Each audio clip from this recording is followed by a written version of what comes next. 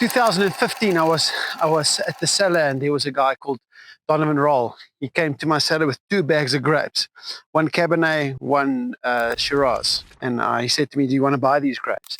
And I basically opened these plastic Pick n Pay bags. The grapes were warm. They tasted like grapes. So I said to him, "Listen, you got to tell me the story here." And he told me the story. And just based on the story, I said, "Okay, cool, I'll buy the grapes." There's a lady called Marguerite MacDonald and Dougald MacDonald. They own this farm here. It's in the Witzenberg mountain. So it's far away, 3.5 hours drive from my winery. It looks like the moon up here. So Marguerite got given some vines by somebody, I'm not sure who.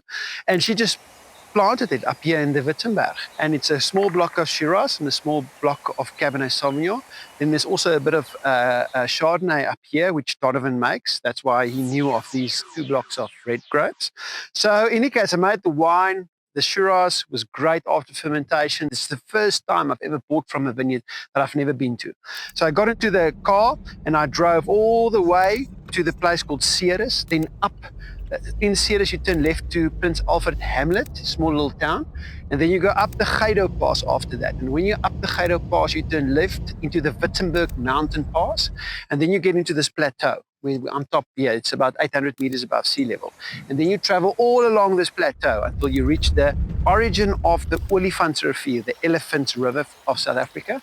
And this is where it all begins. It's a huge river, it becomes massive, but this is the origin. Saw this remote vineyard in the middle of nowhere on the moon, and I thought, oh my goodness, it's so difficult to find something that nobody else has as a small producer like myself. So I said, goodness, this is such an opportunity. On my way back, I was driving really fast and I was excited, and I went through this windy road, and as I came around this one corner, there was a boy standing in the road, little guy like this, white shirt, blonde hair. And as I came around the corner, he was standing on the white line of the road. So I almost didn't see him. So I just kind of missed him, went off the road, got out of my bakkie, ran, got this little kid out the road. And there I was standing in the middle of nowhere with this kid, didn't know where he's from. And then I kind of prompted him in a direction, and then he walked up the road. So I thought, go, I'll walk with him. So we went up the road for about, call it 300 meters. And then he went over a little bridge, like it's sort of a canal thing, but he went over that into this property. And I thought, okay, cool, this is where he's from. The farm is called Sterkwater, like strong water. And as he went in, I grabbed him. We walked up the road until we got to this house on a little hill.